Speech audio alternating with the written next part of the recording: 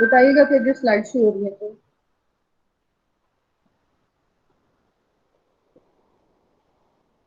Slide show हो रही है? जी मैम होगी है मैम शो। चलो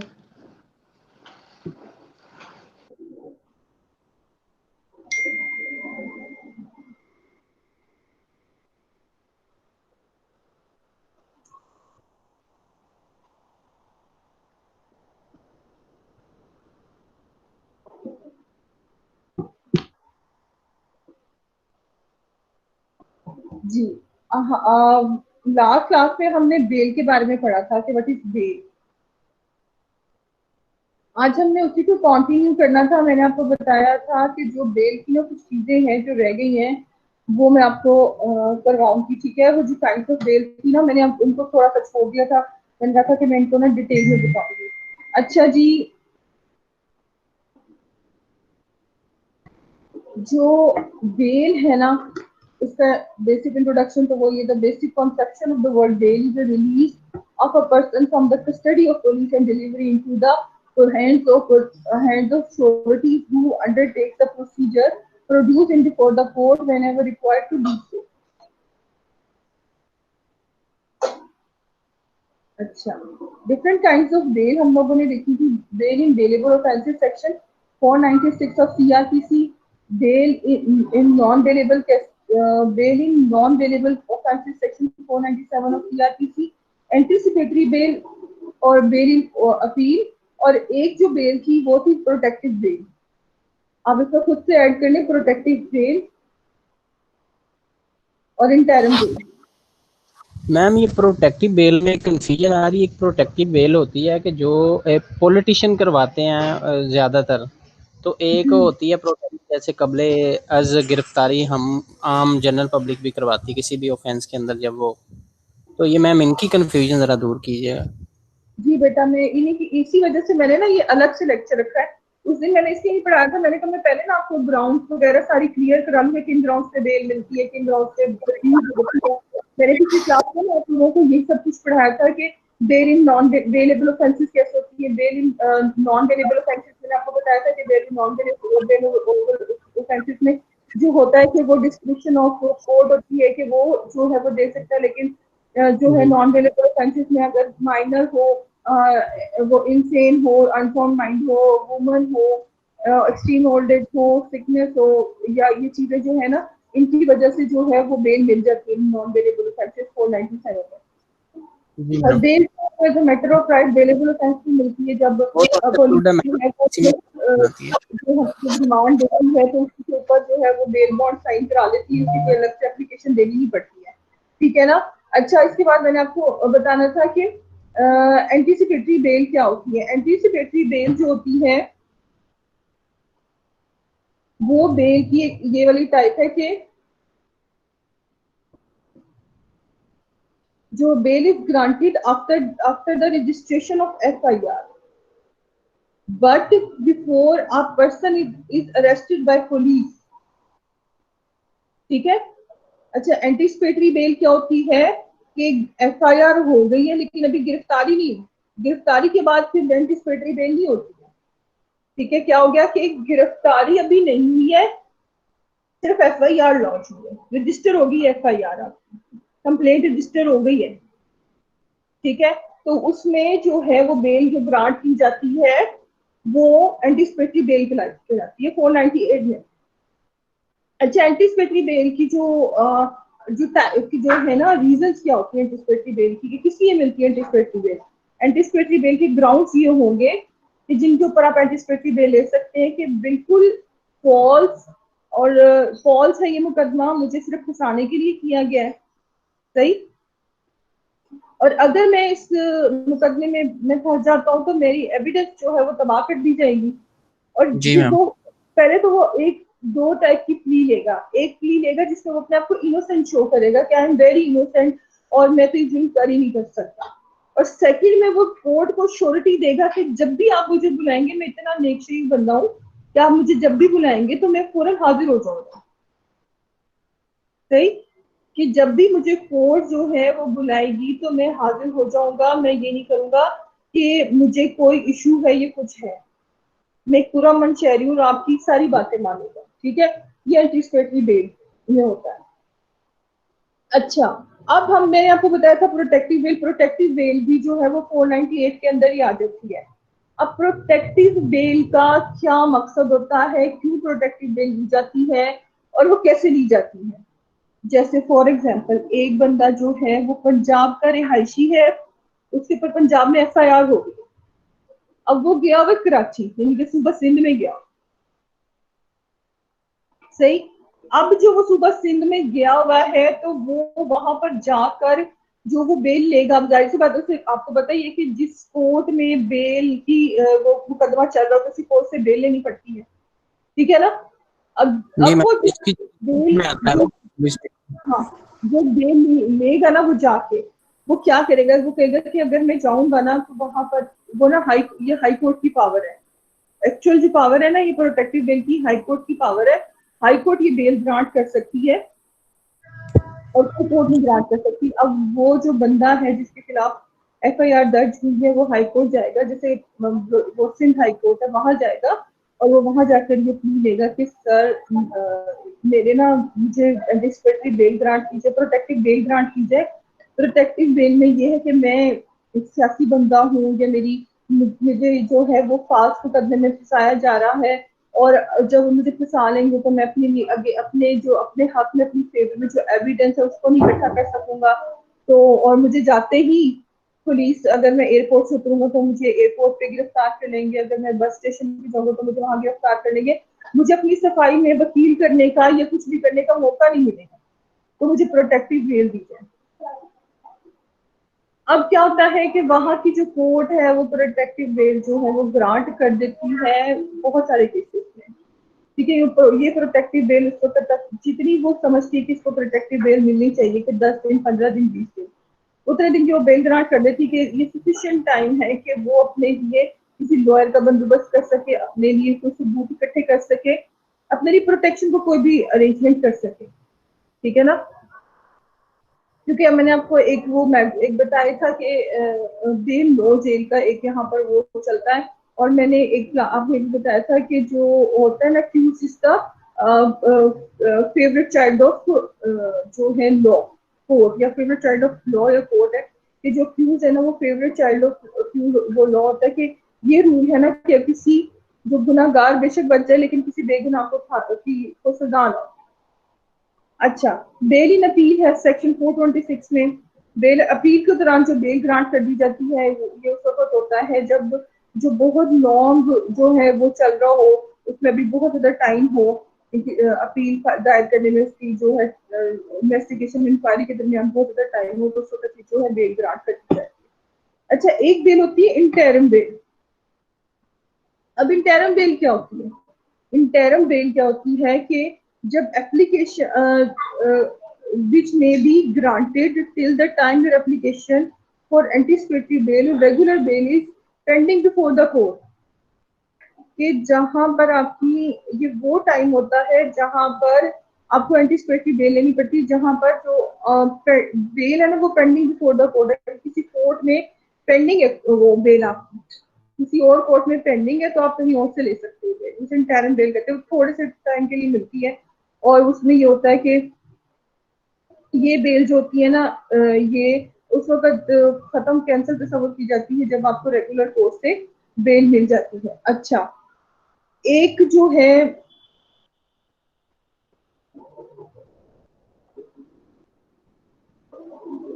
इंटरिम बेल के बारे में कि anticipatory bail takes time. Anticipatory bail जो है वो टाइम लेती है। Anticipatory bail when anticipatory bail applies, application is filed in Supreme Court or High Court, it requires documents from lower courts। जब एंटीसिपेटरी जो बेल होती है ना वो फाइल की जाती है ना उसमें हाई कोर्ट या सुप्रीम कोर्ट में, ठीक है, तो हाई कोर्ट या सुप्रीम कोर्ट में जब एंटीसिपेटरी बेल फाइल की जाती है तो उसमें क्या होता है कि उसे जरूरत होती है कि वो लोअर कोर्ट से डॉक्यूमेंट्स ले। और investigation agency like FIR, charge sheet, documents, case diary etcetera which takes time. ये सब चीजें लेने में ना थोड़ा टाइम लगता है। ठीक है, अब आपको इंटरिम बेल की ना अच्छी तरीके से समझ आ जाएगी कि व्हेन एंटीसिपेटरी यानी कि एंटीसिपेटरी बेल लेनी है आपने और एप्लीकेशन जो है वो फाइल की है सुप्रीम कोर्ट में या हाई कोर्ट में की है, तो उस वक्त ना लोअर कोर्ट से डॉक्यूमेंट्स लेने की जरूरत होती है। जब हम लोअर कोर्ट से जब डॉक्यूमेंट्स लेते हैं ना तो उस वक्त जो है काफी टाइम लग जाता है। तो उस दौरान में जो हम बेल लेते हैं ना वो क्या होती है, वो एंटीसिपेटरी बेल, वो कहलाती है interim bell. Due to huge backlog of cases, daily increase of crime, fake complaints, illegal laws, you might have to wait for some day before anticipating bail application can be heard, and for this waiting time, special bail can be paid, known as interim bail. ठीक है, this is form of anticipatory bail granting while waiting for hearing of anticipatory bail application. You can apply for interim bail in case you think the police may arrest you while the anticipatory bail. Regular bail application is pending in the court. It can be applied for reasons like sickness and family reasons. लेकिन basically जा सकती है anticipatory bell अगर आपकी जो है वो भी पेंडिंग है, तो आप इंटरिम बेल उस वक्त ले सकते हो जिसमें रीजन होंगे कि मैं बहुत बीमार हूँ या मेरी कोई फैमिली रीजन है कि मेरी माँ बीमार है, मेरी बीवी बीमार है, तो मेरे घर में कोई खुशखबरी आने वाली है तो मुझे हॉस्पिटल अपनी बीवी के साथ जाना पड़ेगा, मेरा बच्चा बीमार है, मेरे फादर का कोई मसला है, तो ये तो सब चीजें हैं फैमिली रीजन में आ जाती है, तो जो है आप दोनों ले सकते हो। जिस तरह मैम नवाज शरीफ को उसकी बीवी की डेथ होने पर मिली थी तो जेल के अंदर से। Anticipatory bail is better than interim bail because it is permanent. Interim bail is temporary की anticipatory जो bail होती है वो बेहतर होती है interim bail से, क्योंकि जो anticipatory bail होती है वो थोड़े से अर्से के लिए मिलती है और जो interim bail होती है वो permanent bail होती है। Long that interim bail is valid till final hearing of main anticipatory bail। ये उस वक्त तक जो interim bail जो है ना वो valid होती है, final hearing जब होती है ना main anticipatory bail के साथ regular bail। Generally, interim bail and anticipatory bail order is granted till filing of the charge sheet. जी, नेक्स्ट है इसमें क्वेश्चन क्या लेना पड़ता है, interim bail should be used properly as in with backfire. Interim bail को ना अच्छे तरीके से यूज करना चाहिए। Interim bail can be extended also for anticipatory bail still not decided कि इंटरिम बेल को फिर एक्सटेंड कराया जा सकता है बाय द कोर्ट अगर जो एंटीसिपेटरी बेल अभी तक पेंडिंग पड़ी है। Extension is not paid, then interim bail will become cancelled after its validity। और जब उस वक्त अगर इसकी इतनी ज्यादा एक्सटेंशन ली जा सकती है कि जब जो एंटीसिपेटरी बेल कंफर्म होती है तो खुद ब खुद कैंसिल हो जाती है। The procedure requirement and condition of interim bell is same like anticipatory bail. जो जितने भी प्रोसीजर है, रिक्वायरमेंट और कंडीशन इंटरिम बेल की बिल्कुल एंटीसिपेटरी बेल की तरह ही है। मैम ये जो बेल प्री अरेस्ट बेल करवाते हैं इसका कोई टाइम पीरियड होता है कि या आप इतनी देर तक करवा सकते हैं? बाद का देखने में आता है कि 2-2 साल तक प्री अरेस्ट बेल चल रही होती है। पता होता क्या प्री अरेस्ट बेल, मैंने आपको बताया ना कि उस वक्त तक ये बेल खारिज नहीं होती, ये अदालत की डिस्क्रिप्शन पे होता है ना। ठीक है जी मैम। अदालत की डिस्क्रिप्शन की कैसे है, उसमें ये अदालत की डिस्क्रिप्शन की अदालत की मर्जी होती है कि वो कितनी बेल दे दे किसी को। ठीक है ना, उसमें ये होता है कि अगर वो उनकी बेल ज्यादा लंबी चली तो इट मींस कि वो जाहिर उनका इतना रोल नहीं है और जज को लग रहा है कि ये बंदा बेगुनाह है तो इसको मैं क्यों जेल में रखूं। सही। अच्छा, जी मैम। ग्रांट बेल की स्टेज है, कौन सी बेल कब की जा सकती है? इन प्री ट्रायल स्टेज और investigation stage, in trial stage and post trial stage, तीनों जगह है वो बेल ग्रांट की जा सकती है।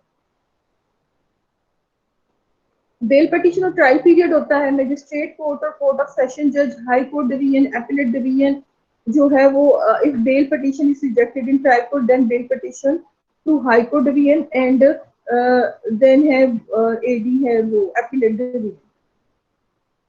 एपीलेट डिवीजन क्या होता है? जहां पर अपील सुनी जाती है। अच्छा, इसमें एक और बात है। अच्छा, आपने देखा होगा कि मैंने आपसे लास्ट क्लास में भी कहा था कि जो बेल होती है ना वो अपनी ओरिजिनल कोर्ट से मिलती है जहां पर मुकदमा दर्ज होता है। अच्छा, अब देखिए ना, जैसे अब जो होते हैं ना ये हमारी प्रोविंशियल गवर्नमेंट, इसमें क्या क्या होता है, डिस्ट्रिक्ट सेशन जज को ये दी होती है कि वो जो मजिस्ट्रेट है ना उसके अंडर थाना केस थाने की ना इनकी जुरिस्डिक्शन होती है ना, मजिस्ट्रेट के अंदर थाने आते हैं कि फलां थाने की जितने केसेस है फलां मजिस्ट्रेट सुनेगा, फलां थाने के केसेस मजिस्ट्रेट। ये होता है जैसे लाहौर के जितने भी थाने उनको दी हुई कि आधे कैंट को है, आधे मॉडल टाउन, आधे जिला कचहरी है, सेशन कोर्ट, ये जो जो जिनकी डिस्ट्रिक्शन है उनको 15-15, 16-16 थाने दिए हुए हैं। हाँ ऐसे बिल्कुल, तो वो थाने जो दिए में अब देखो कि जब वो थाने में कोई आएगी एप्लीकेशन आएगी, ठीक है, तो वो तो जाएगी उस मजिस्ट्रेट के पास पहले, जो जिसके अंडर वो थाना आ रहा होगा, ऐसे ही है ना। फॉर एग्जाम्पल अगर कोई एंटी टेररिस्ट एक्ट की कोई केस आ गया, टेररिज्म का कोई केस आ गया, एंटी नारकोटिक्स का आ गया, ठीक है, और इनके जो एएनएफ ने डील करना है या एटीए ने डील करना है, या कोई ऐसा केस आ गया जो इससे रिलेटेड है, पहले तो मजिस्ट्रेट के पास जाएगा ना, फिर वहां से ट्रांसफर होकर निकल कर कोर्ट में जाएगा। तो अगर आपने बेल पिटीशन फाइल करनी है तो उस मजिस्ट्रेट कोर्ट में नहीं करनी जिसके पास वो पहले जाएगा, बल्कि उसी कोर्ट में करनी है जहां पर उसकी हीयरिंग होगी, जो उसकी ओरिजिनल कोड है। समझ आई जी है मैम, बात? जी मैम, वैसे ही है मैम, वही जो उसकी ओरिजिनल कोर्ट होगी वहीं से उसका वो जो रिमांड वगैरह होगा वहीं से होएगा, वहां पे ही बेसिकली जो उसकी ओरिजिनल कोर्ट है ना वही इसको डील करेगी।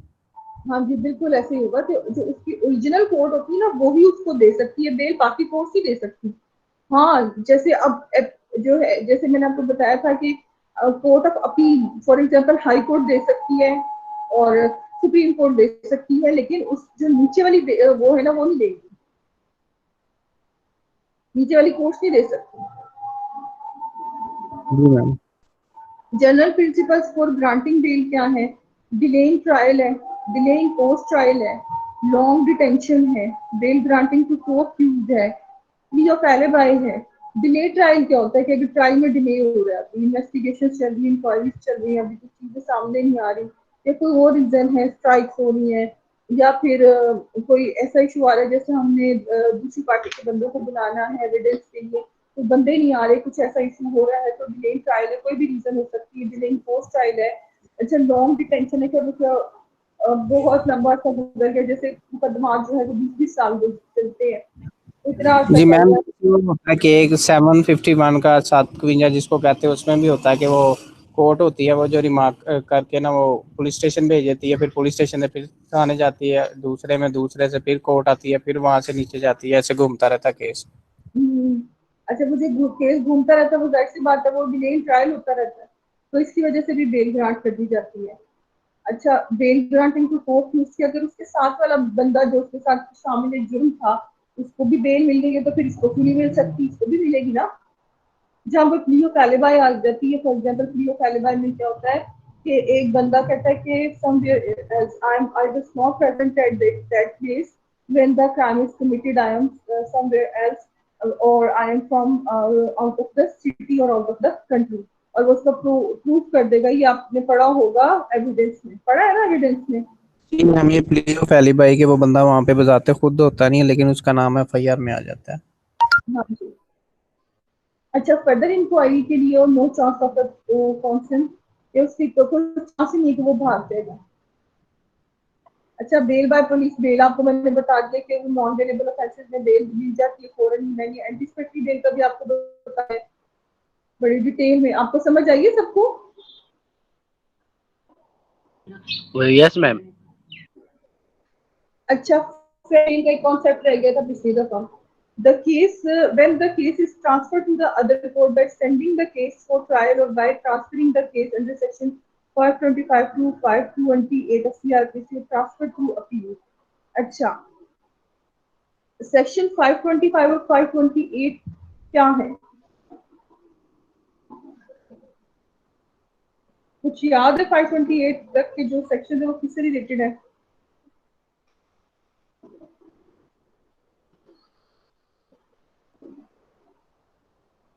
अच्छा सेशन जज में withdraw cases from assistant session जज, यानी कि जो ट्रांसफर ऑफ क्रिमिनल केसेस है ना, ट्रांसफर ऑफ क्रिमिनल केसेस है कि जहाँ पे सेशन जज है वो विड्रॉ कर लेता मैम है। इसमें सेशन जज withdraw case and assistant session जज।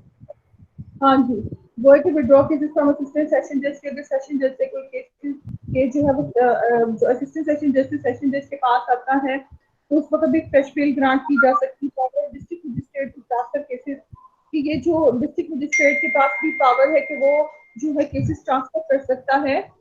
जी वो मैम 58A के तहत कर सकता है ट्रांसफर। हाँ जी। अच्छा जी, उसके बाद क्या है कि जो है सेक्शन 28A में है कि मैंने आपको बता दी, सेक्शन 26 में था, 25 में है कि पावर 26 में है कि हाई कोर्ट में ट्रांसफर केस और इटसेल्फ टू ट्रायल कि हाई कोर्ट से भी कोई केस ट्रांसफर किया जा सकता है। ठीक है, उसके बाद power to provincial government to transfer cases and appeal की पावर है प्रोविंशियल गवर्नमेंट के पास कि वो transfer of cases and appeal कर सकती है। सेशन जज में withdraw cases from assistant session जज, पावर टू जो है वो district magistrate to transfer of cases. ये जब 4 सिचुएशंस 5 सिचुएशंस रिवेल करती है तो फिर फ्रेश बेल जो है वो दायर की जा सकती है। यानी कि जब ट्रांसफर होकर केस कोर्ट में दूसरी कोर्ट में जाएगा ना केस, तो वहां पर भी आप फ्रेश जो है वो फाइल कर सकते हैं बेल। जी मैम। अच्छा, टर्म्स रिलेटिंग टू बेल है, बेल बॉन्ड है, बेल विदाउट श्योरिटीज है, बेल विद श्योरिटीज है, एड इंटरम बेल। अच्छा, मैंने आपको बताया था कि बेल बॉन्ड क्या होता है। बेल बॉन्ड आप वो श्योरिटीज देनी होती है ना, एक वो मैम बेल बॉन्ड। जमानत के लिए जो मुचलके या रजिस्ट्री वगैरह या उस मालियत के बराबर कोई आप डॉक्यूमेंट वगैरह जमा करवाएं उनको कहते हैं। हाँ जी बिल्कुल, जो हम डॉक्यूमेंट जो जमा करवाते हैं ना उस मालियत का, तो उसको हम कहते हैं ये बेल बॉन्ड है, और मुचलके हैं ये श्योरिटी बॉन्ड है। तो ये उसके ऊपर हम लोगों को जो कोर्ट है वो बेल ग्रांट कर देती है। कैंसिलेशन ऑफ, अब जहां पर आपको पता है कि बेल जो है वो कैंसिल हो सकती है, कैंसिलेशन ऑफ बेल हो सकती है ना, जी मैम। पर पता चलता है कि वो बंदा हैम्पर कर रहा है इन्वेस्टिगेशन, इन्वेस्टिगेशन को हैम्पर कर रहा है और वो टेम्पर कर रहा है एविडेंस को। अच्छा, अब हैम्पर और टेम्पर का मतलब पता है? जी मैम, टेम्परिंग में के वो रद्दोबदल कर रहा है या फेक प्रोड्यूस कर रहा है या उसके अंदर किसी भी किस्म की वो जो रिकॉर्ड है उसको या गायब करवा रहा है, मैम ये चीजें उसमें आ जाती और हैम्पर का मतलब होता है रुकावट डाल रहा है इन्वेस्टिगेशन में। टेम्पर कर रहा है कि वो एविडेंस को खराब कर रहा है, कि जो जैसे अब कोई डॉक्यूमेंट्स हैं या जैसे कोई जमीन से रिलेटेड है कोई काम या फिर कोई और चीज है, जैसे वो फोरेंसिक में कोई रखा हुआ तो उसके इतने है। मैम ताल्लुकात 468 और 471 में फॉल करता है ये टेम्परिंग। हाँ जी बिल्कुल। अच्छा, it commits if he commits acts of violence in revenge की, अगर वो अब रिवेंज में पागल हुआ होगा कि मैंने तो बदला ले लेना है और कोर्ट तक की बात जो है वो पता चल जाती है कोर्ट को, ये जज को, तो वो क्या करता है कि कैंसिलेशन ऑफ बेल करके उसको है वो वापस उसमें डाल देते हैं कस्टडी में, थोड़ी सी कस्टडी में दे देते हैं कि जी इसको बेल देने का फायदा नहीं है, ये तो रिवेंज पे आ रहा है और आपको पता है वो रिपीट कर रहा है केस को। अच्छा, ये मैम दोनों उस पे उसमें तो उसको पेनल्टी वगैरह भी हो सकती है ना, कोर्ट को अगर पता चल जाता है कि इसकी इंटेंशन क्या है या ये कोर्ट को ओवरटेक कर रहा है। हाँ, वो तो फिर फाइन तो होता ही है ना उसको, बल्कि कई दफा सजा भी हो जाती है। सजा में ये होता है कि सिर्फ मैम कैद भी कोर्ट की जुरिसडिक्शन है ना उसके पास होती है कि वो कोर्ट के अंदर मौजूद दे सकता है जो कोई भी बंदा ऐसी कोई हरकत करता है या कुछ ऐसा प्रूफ पेश करता है। जी जी बिल्कुल, प्रूफ के बाद उसको फिर सजा भी हो सकती है, उसको फाइन भी हो सकता है, वो जैसे कोर्ट को बेहतर लगता है वो कर सकती है। अच्छा जी। जी मैम, जैसे लास्ट टाइम हाई कोर्ट ने किया ये लाहौर के ताजरों को कि आप लोग अपने पर्सनल बिजनेस के लिए इतने लोगों की ज़िंदगी दांव पे लगा रहे हैं, तो मैं आपकी ये जो नाकाबिल समात उन्हें करके खारिज कर दिया और उनको 50,000 जुर्माना भी आयद किया। हाँ जी बिल्कुल।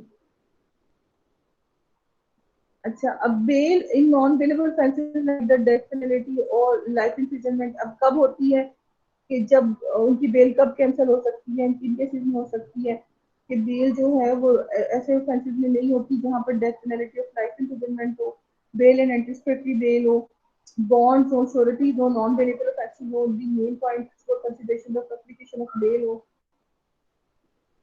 Principal governing the grant of bail in the case of non bailable offences. तो वो जो प्रिंसिपल्स हैं जो गवर्न करते हैं नॉन बेलेबल ऑफेंसेस में, मैंने आपको बताया था कि वो प्रिंसिपल्स होते हैं कि मैंने old age, extreme old age है, इन्फॉर्मिटी है, इलनेस है, अनसाउंड माइंडनेस है, इंसैनिटी है, वुमन है, माइनर है, एक्सट्रीम ओल्ड एज है, इस तरह की चीजें जो है वो उसमें फॉल करती हैं। Other consideration for grant of bail है कि और क्या कंसिडरेशन हो सकती है फॉर ग्रांट ऑफ बेल।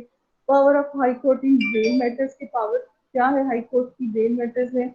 आपको पता है कि ये जो जितने भी बेल मैटर्स है उसमें पावर ऑफ हाई कोर्ट एक डिस्क्रिशनरी नेचर है कि वो कोर्ट की डिस्क्रिप्शन पे है कि वो सर्कमस्टांसेस को देखते हुए किसी को बेल ग्रांट कर सकती है या नहीं कर सकती।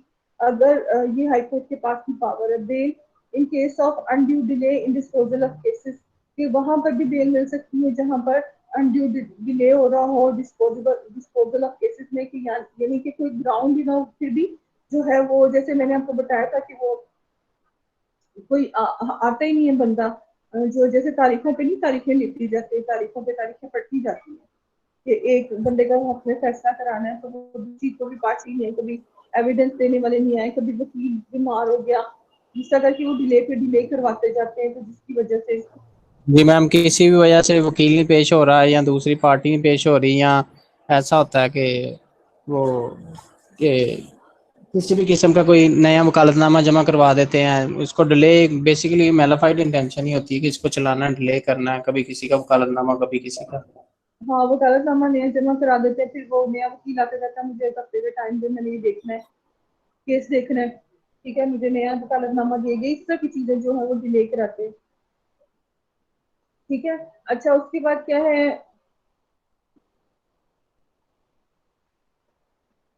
अच्छा ये सब चीजें तो इसमें आ गई। अच्छा हमने अब ये देखना था कि बेल के अंदर ना और क्या क्या चीजें जो है वो फॉल कर रही हैं। अच्छा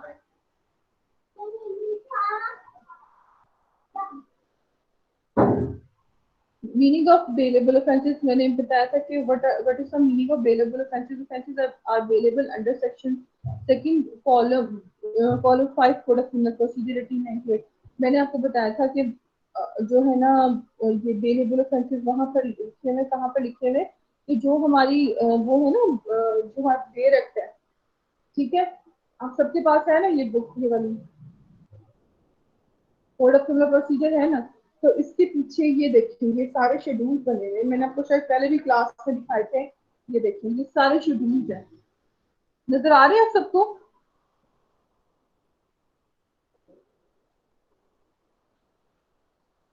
क्लास आपको ये नजर आ रहे? No ma'am. अच्छा ये ना आप जब आप अपनी सीआरपीसी खोलेंगे ना तो उसमें ना आपको शेड्यूल्स नजर आएंगे, ये मैंने स्लाइड बंद करके आपको दिखाती हूँ, ये सीआरपीसी की बुक है ना, अब नजर आ रही है? जी मैम। अच्छा यस मैम। इसके अंदर ये वाले शेड्यूल है। मैम ये शेड्यूल तो मुझे वैसे ही याद है। हाँ माशाल्लाह आपका बहुत अच्छी है सीआरपीसी बेटा इरफान। तो ये जो मेजर और ये सीआरपीसी ये दोनों ही मैंने याद किए हैं, इसके अंदर बेसिकली यही चीज तो है। हाँ जी, ये आपकी जो आगे लाइफ है ना उसमें बड़े काम आती है। अब जब भी पढ़ते हैं ना तो ये डायरेक्ट अपने पास रखा करें, जैसे मैंने आपको भी रेफरेंस दिया था कि कौन कौन सी सेक्शन जो हैं उनके तहत अगर ट्रांसफर ऑफ केसेस होती है तो केसेस होता है तो हम किस तरह से जो फ्रेश बेल दायर कर सकते हैं। ये सब चीजें आपकी फिंगर टिप पे होंगी तो आपको पता चलेगा। आपको पता है कि जब भी आप कोर्स में जाते हैं ना आपको ना प्रैक्टी मेट्रिक्स मिलते हैं छोटे छोटे, जब अपनी इंशाल्लाह आपकी एजुकेशन स्टडीज कंप्लीट हो जाएंगी तो आपको प्रैक्टिस मेथड्स मिल जाएंगे, किसी की बेल करा लो, स्टे ले आओ, ठीक है, तारीख सबसे पहले तो तारीखों पे लेंगे ना आपकी। रूटीन सेक्शन है, जैसे सीपीसी के सारे सेक्शन है 511 तक, ये आपको फिंगर टिप पे होंगे, तो फिर ही ना जैसे एफआईआर लॉन्च होगी तो आपको पता चल जाएगा देख के कि इस पे सेक्शन कौन सा लगा हुआ, तो इसकी कैसे क्या प्रोसीजर, अवेलेबल है, नॉन अवेलेबल है, कंपाउंडेबल है, नॉन कंपाउंडेबल है, ये सारी चीजें फिर आपको उसी वक्त पता। हाँ जी बिल्कुल ऐसा ही है। अच्छा वैसे ये है तो बहुत आसान है, मुश्किल नहीं है बेल का जो टॉपिक है, लेकिन बस अब जिसको समझने की जरूरत पड़ती है, आपको थोड़ा सा टेक्निकल है ना ये। बच्चे जो है ना वो परेशान होते हैं, कंफ्यूज हो जाते हैं कि जी पता नहीं ये इतना मुश्किल टॉपिक क्या है, क्यों है। हालांकि इतना नहीं होता मुश्किल, बस ये होता है कि थोड़ा सा टेक्निकल है, उसको समझने की जरूरत पड़ती है इन चीजों को। तो जब आप कोर्स में जाओगे ना तो ये चीजें बड़ी हम ये और अंडरस्टूड है और समझ भी आ जाता है एज वेल एज अगर हम सीपीसी के देखें वो थोड़ा सा तुर्श सा है और उसमें ज्यादा दिमाग लड़ाना पड़ता है, हालांकि वो भी इजी है। अच्छा, मुझे सीपीसी कभी मुश्किल नहीं लगा। मैंने आपको पहले बताया ना कि मुझे नहीं मुश्किल लगता, शायद हम लोगों को आदत मैम होती लगा नहीं है, वो है। देखे अगर हम फील्ड के लिहाज से करें तो हम 101 दावे करते हैं, सारे प्रोसीजर चलते हैं, लेकिन अगर पढ़ने के लिहाज से बात करें ना तो वो बड़ा ना टफ टाइप सा है, जैसे बोरिंग होता है, कोई ना कोई एक सब्जेक्ट होता है हर कोर्स के अंदर। हमें तो मैम थोड़ा मुश्किल ही लगता है सीपीसी सीआरपीसी की निस्बत। हाँ मुश्किल। पता है बेटा, अभी आप जब प्रैक्टिकल फील्ड में जाएंगे ना तो फिर आपके लिए चीजें ना आसान होती चली जाएंगी। अभी थोड़ा सा मुश्किल इसलिए लगता मैम है। प्रोफेशनल लाइफ में बिल्कुल ये ठीक है, जैसे हम केस करते हैं जो के सूट वगैरह फाइल करते हैं, दावा या जिस भी किस्म का, वो बिल्कुल पता है, हर चीज करते भी हैं लेकिन ये जब पढ़ने पे बात आती है ना तो फिर लगता है कि ये कुछ नहीं आता इसका, ये नहीं पढ़ा जाएगा। हाँ ऐसे ही है, बिल्कुल बिल्कुल ऐसे ही है। बस उसको थोड़ा सा ना मेमोराइज करना, उसकी चीजों को याद रखना मुश्किल है। वैसे तो मुझे तो खैर, अब जब हम लोगों को तो इतनी आदत होगी कि अब सब चीजें आना शुरू हो जाती हैं।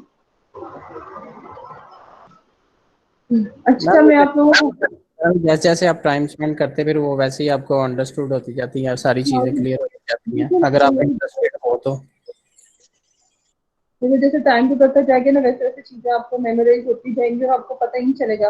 आप कहेंगे कि हम स्टूडेंट थे तो हम इतने बेवकूफ थे कि हमें पता भी नहीं चलता था इन चीजों को। और बाद में जब अंडरस्टैंडिंग, अब पता होता है क्या है कि वक्त के साथ साथ जब हम प्रैक्टिकल फील्ड में जाते हैं ना, प्रैक्टिकली चीजों को देखते हैं तो हमें ज्यादा चीजें समझ आती जी मैम वो प्रैक्टिकल के अंदर इजी है, क्योंकि प्रैक्टिकल के हैं। अंदर आपको और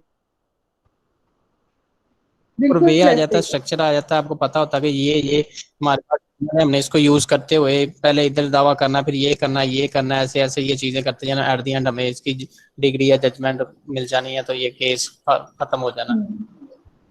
ऐसे ही होता है। अच्छा, मैं आपको बता रही थी कि ऑब्जेक्ट ऑफ बेल क्या होता है। अच्छा, ये थोड़ा सा जो दो तीन पॉइंट्स रहेंगे ना, हम इनको जल्दी जल्दी देखते हैं। The basic object of the concept of bail is that an accused person is presumed in law to be innocent till his guilt is proved. कि जो लॉ के अंदर जो एक्यूज पर्सन है वो उस वक्त तक इनोसेंट है जब तक कि उसका गिल्ट जो है वो प्रूव नहीं हो जाता। लेकिन उसका गुनाह जो है वो प्रूव नहीं हो जाता, वो बंदा उस वक्त तक इनोसेंट ही कंसीडर होगा। He is entitled to freedom and every opportunity to look after his case provided that the attendance is cured by the proper court। कि उसको हर वो अपॉर्चुनिटी दी जाती है जहां पर वो अपने केस को सिक्योर कर सकता है। उसके साथ साथ उसको कोर्ट ये भी श्योर की चाहती है कि जब उसको बुलाया जाएगा तो वो कोर्ट में हाजिर हो जाएगा। बेल एज अ कॉन्ट्रैक्ट, हम उसको देखेंगे। Bail is a contract between surety accused and police officer. Surety is the person on whose guarantee and surety bond accused is released on bail, and if he fails to perform his part of contract, that is to bring the accused in the court, the penalty clause may be put into operation against him। ठीक है, जहां पर वो court में हाजिर नहीं हो सकता या फिर वो हाजिर होने से काफिर हो जाता है बंदा, तो उसको कभी उसको पेनल्टी लगेगी। अच्छा, मैंने आपको बताया था कि देयर आर डिफरेंट सिचुएशन जो है when bail is declined. normally a bail is normally declined by the court in following cases where there is a likelihood of respondents of accused। जैसे मैं आपको पहले बता रही थी ना स्लाइड्स पे से देख के कि यहाँ पर जो है वो एक्सपांडिंग का खतरा होता है। एक बंदा भागेगा, ठीक है, वो मकरूर हो जाएगा, इश्तिहारी हो जाएगा, ठीक है, मकरूर हो जाएगा, इश्तिहारी तो कोर्ट डिक्लेयर करती है। उसके बाद where there is apprehension of the tampering with the prosecution evidence, जहां पर वही बात आ गई थी जहां पर वो टेम्परिंग करेगा, danger of offence being repeated, वहां पर जहां पर वो जो ऑफेंस है दोबारा से रिपीट करेगा, ठीक है, ऑफेंस को रिपीट करेगा, where the accused is previous convicted, जहां पर बंदे को पहले भी किसी केस में सजा हो चुकी है। अच्छा, बेल ना इस सूरत में भी मिल सकती है कि जब एक जो बंदा है वो एक उसके ऊपर ना 2 पैरेलल केस चल रहे हैं डिफरेंट लॉ के, एक प्रॉपर्टी लॉ में चल रहा है केस अलग अलग है दोनों, और एक क्रिमिनल कोर्ट में चल रहा है, ठीक है। जैसे प्रॉपर्टी का मुकदमा है कि उसने किसी जमीन की पोजेशन लेनी है, और दूसरे में ना जो है वो उसमें कुछ उसने लड़ाई झगड़ा किया या कुछ किया, किसी को हर्ट किया, तो उसमें उसका चल रहा है। तो अब पता क्या होता है, अगर उसने एक कोर्ट से वो उस मुकदमे में वो रिलीज हुआ है ना, बेल ले चुका है, तो वो दूसरी कोर्ट में ये बता सकता है कि मुझ पर अभी तक कोई जुर्म साबित नहीं हुआ है। सही, मुझ पर अभी तक कोई जुर्म साबित नहीं हुआ है, मैं जो हूँ ना मुझे अपना इधर इसमें भी बेल दे, ठीक है। अगर वो प्रीवियसली कन्विक्टेड है, अगर उससे पहले सजा हो चुकी है, फिर उसकी बेल के चांसेस कम होंगे। लेकिन अगर उसको सजा नहीं हुई है ना, वो प्रीवियसली कन्विक्टेड नहीं है, तो फिर उसके बेल के चांसेस ज्यादा होंगे। अच्छा, उसके बाद क्या है,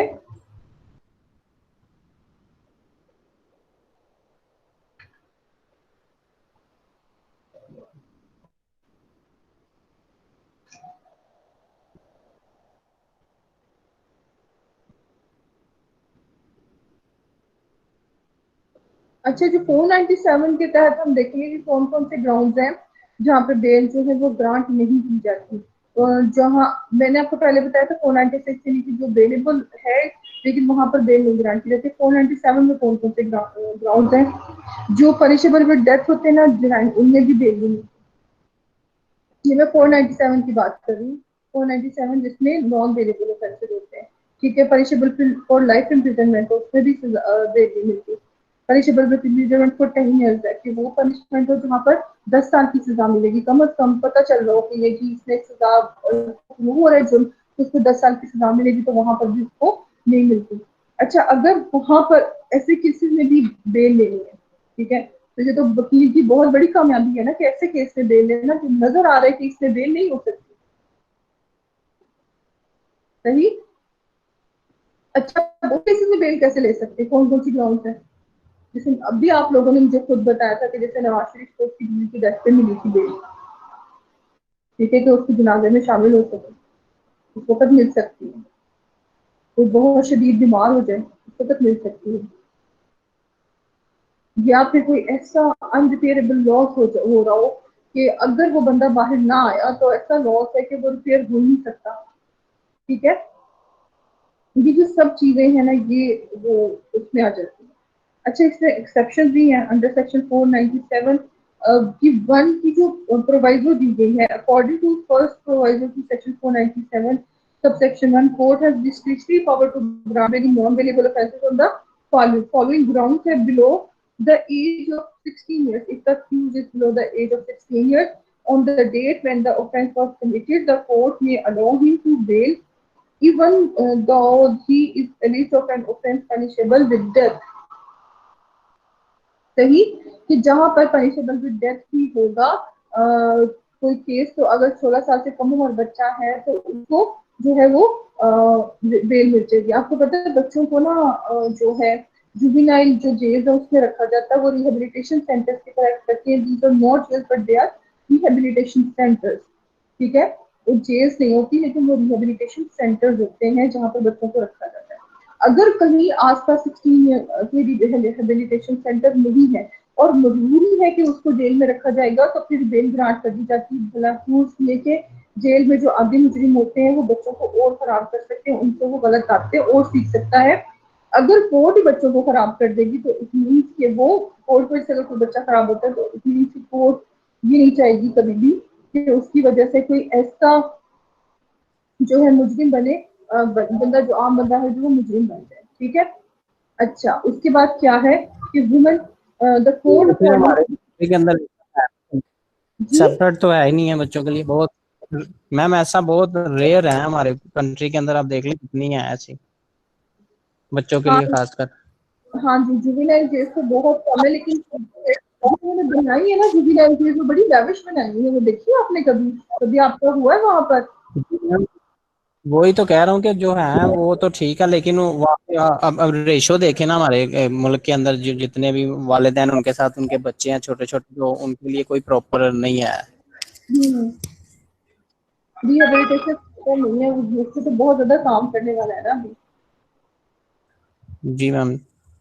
अच्छा, वुमन को भी जो है वो the court according to the circumstances of the case may grant bail to a woman even in non bailable offences. अगर कोई ऐसी घरेलू खातून है या उसका क्रिमिनल कोई रिकॉर्ड नहीं है पीछे, लेकिन आपको पता है कि खवातीन भी बड़े बड़े ऐसे जराइम करती है। आपको पता है जितने भी पिंक क्राइम्स है ना, वो एक टर्म यूज होती है पिंक क्राइम को रिलेटेड, किससे होती है? खवातीन से होती है ना, सही। अच्छा, जो आपको पता है कि आजकल तो खवातीन मर्दों से ज्यादा सख्त किस्म की जराइम कर रही है।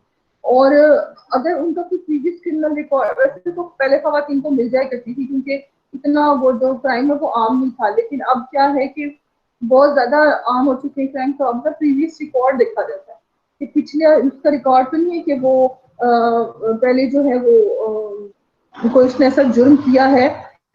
हैबिचुअल नहीं है। हाँ, हैबिचुअल ऑफेंडर तो नहीं है।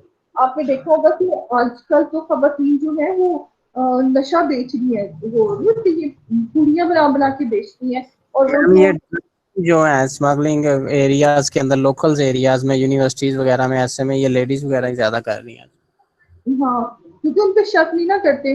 बैग है उनके पास तो उसको कोई तलाशी नहीं लेगा। ठीक है, लेडी पुलिस चाहिए होती है, हर जगह लेडी पुलिस भी नहीं हो सकती, तो उनके चांसेस कम होते हैं। तो इतनी जो नार्कोटिक्स का जो एक तरह से फैल गया ना पूरे पाकिस्तान में बहुत बुरे तरीके से, तो उसमें जो है वो 80% तो खवातीन डील कर रही है।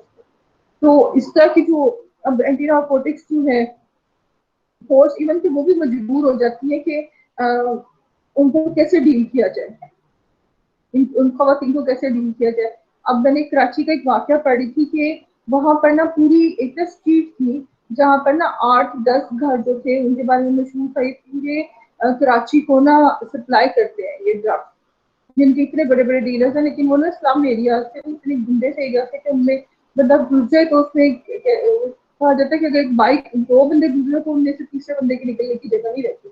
इस तरह की वहां पे स्ट्रीट थी। तो उन्होंने क्या किया कि वहां पर ना जो जब रेड किया ना एएनएफ वालों ने, तो उन्होंने ना छतों पे चढ़ के ना एएनएफ को कैसे बुझाने की कोशिश की कि देखो लेके ना वो उनको उबलता हुआ पानी।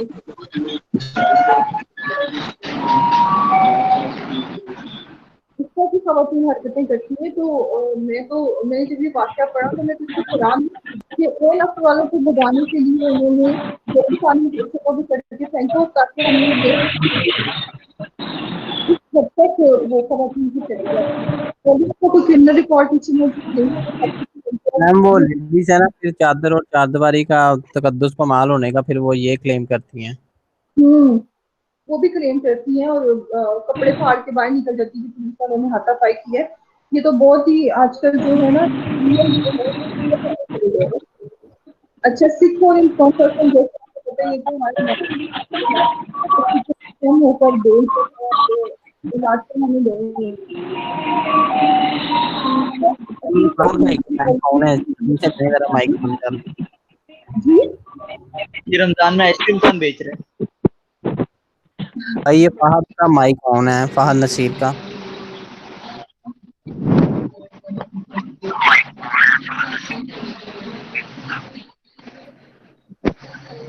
अच्छा, ओल्ड एज फीमेल एज है तो उसमें भी तो बन सकती है। अच्छा, recording of person was followed under section 497 person requires the officer or court of releasing any person on bail to record in writing his reasons for doing so। कि जब भी कोर्ट जो है किसी बंदे को रिलीज करती है तो वो जो है इन राइटिंग जो है वो रीजंस देती है। Such and court must be speaking order showing application of mind whether court of फिर उसके ऊपर वो एप्लीकेशन ऑफ माइंड करके फिर वो देती है। ठीक है, thus the justice should not only be done but should be seen to have been done। कि जस्टिस जो है वो सिर्फ होना नहीं चाहिए लेकिन जस्टिस होता हुआ भी नजर आना चाहिए। सही, कि जस्टिस होता हुआ नजर आना चाहिए कि वाकई जस्टिस हुआ है। अच्छा, conclusion is thus we conclude that the bail is an order of the court to transfer the accused of any receipt from law enforcing agency into the custody of security law does not unnecessarily impose the restriction on the free movement of the individual. The right of release on bail has been granted by the Constitution of Pakistan. आपको पता है कि section 30A में जो है वो तो double जेपार्डी का है ना मेरे ख्याल से सेक्शन एक जो कॉन्स्टिट्यूशन में जो सेक्शन है राइट ऑफ फ्री मूवमेंट वो है कि उसमें भी ये दिया गया है कि जो बंदा है वो अगर उसने कोई बेल नहीं किया उसके ऊपर अगर झूठा इल्जाम है तो उसके पास ये राइट है कि वो फ्रीली मूव कर सकता है, वो बेल ले सकता है। ये हमारा कॉन्स्टिट्यूशनल राइट है जो हमें हमारे कॉन्स्टिट्यूशन ने प्रोवाइड किया। मैम ये स्लाइड्स और जो पहले मैम लेक्चर हमने लिया उसकी स्लाइड जरा सेंड कर दीजिएगा। जी बेटा मैं कर दूंगी।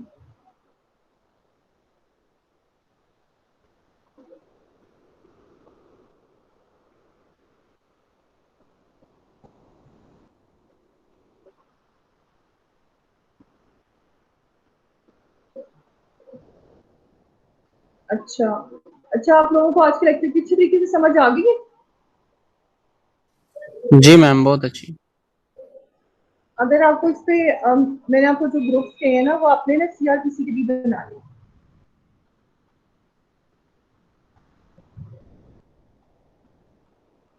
बल्कि जो आपके बनेंगे ना तो मैं उसमें भी आप लोगों को ये दे दूंगी। अच्छा अब ना मैं नेक्स्ट वीक में आपको एक क्विज भी रखने लगी। ठीक है मैम।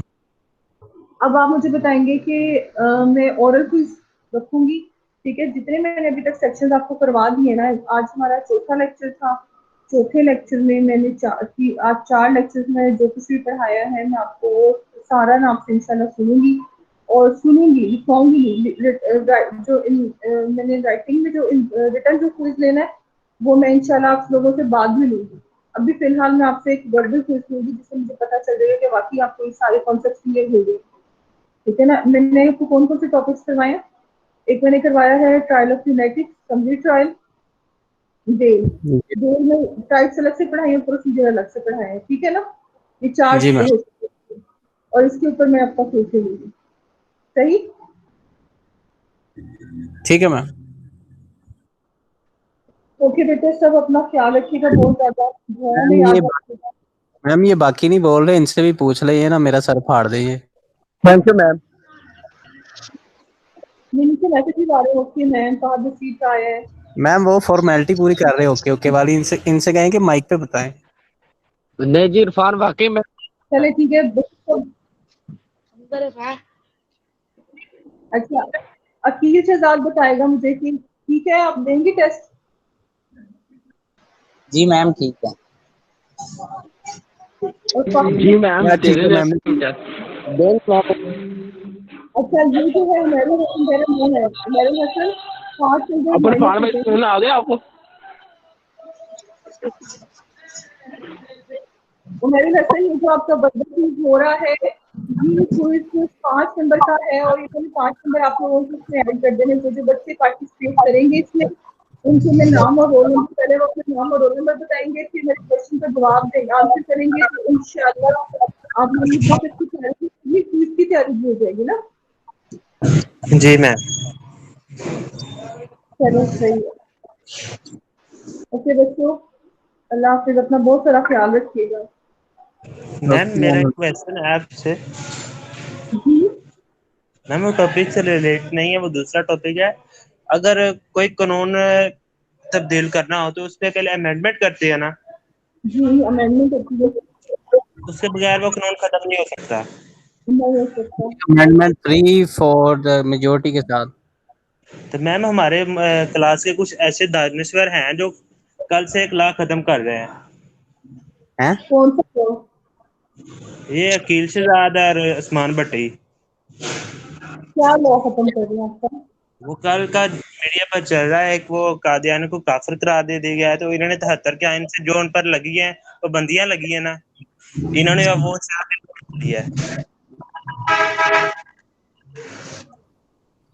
ये तो पॉलिटिकल जो डिस्कशन है हम उसको नहीं कर सकते, ठीक है? मैम पॉलिटिकल नहीं है, जो आइन हमारा आइन है वो जब तक बदल नहीं सकता तो हम उसको कैसे कर सकते हैं? मैम मेरा ख्याल है इसमें अगर चेंजिंग करेंगे आइन के अंदर तो आर्टिकल 6 लागू होगा, और ये आर्टिकल 6 इसीलिए इसके अंदर रखा गया, कोई इसको छेड़े ना। हाँ जी, आर्टिकल 6 लागू हो जाता है। जी, और बाकी अमेंडमेंट मैम वट एवर वो क्या है अभी उसका ना हमें कुछ पता है ना, वो तो एक अभी पॉलिटिकल। तो हाँ, वो भी क्योंकि पॉलिटिकल डिसीजन है, जब पता चलेगा तो हमारे सामने आएगा तो हम भी देखेंगे कि क्या होगा। और आपको पता है कि जो चेक एंड बैलेंस का सिस्टम है ना, बेशक यहाँ पे भी सेपरेशन ऑफ पावर्स है, लेकिन चेक एंड बैलेंस तो है ना, जी जी एग्जीक्यूटिव मैम। And legislation. तो ये अथॉरिटीज इनको अपना काम करने दें, ये खुद अपना काम करेंगी। सोशल मीडिया पे जितनी जो कुछ भी चल रहा है उसमें बेटा हम लोग तो उनको पढ़ सकते हैं, उनको एंजॉय कर सकते हैं, लेकिन हम कुछ कर नहीं सकते। वैसे भी मैम अमेंडमेंट के लिए मेजोरिटी चाहिए होगी, ये कोई इसके अंदर ऑर्डिनेंस तो ला नहीं सकते कि ऑर्डिनेंस ले आए और ये कर दिया, इसके अंदर अमेंडमेंट होगी, चेंज होगी। हाँ, 2/3 मेजोरिटी रिक्वायर्ड है। जी मैम, इसमें अकेला पीएम या जो भी है वो तो कुछ कर नहीं सकता, ये मेजोरिटी इसमें अंदर ऑपोजिशन भी शामिल होगी तो फिर ही है। हाँ जी, बिल्कुल ऐसे ही है, बिल्कुल ऐसे ही है। तो वो अकेला पीएम कुछ नहीं कर सकता अभी, तो ये सिर्फ एक बात है, बाकी अब देखो क्या होता है। जी मैम, चलो ठीक है मैम, थैंक यू। चले बेटा, अब दिमाग का टाइम हो रहा है, सब जा रहे हैं बल्कि तेजी से अब तो। ठीक है, ओके, अपना ख्याल रखिएगा बहुत ज्यादा। अल्लाह हाफिज, ये मान। अल्लाह हाफिज मैम।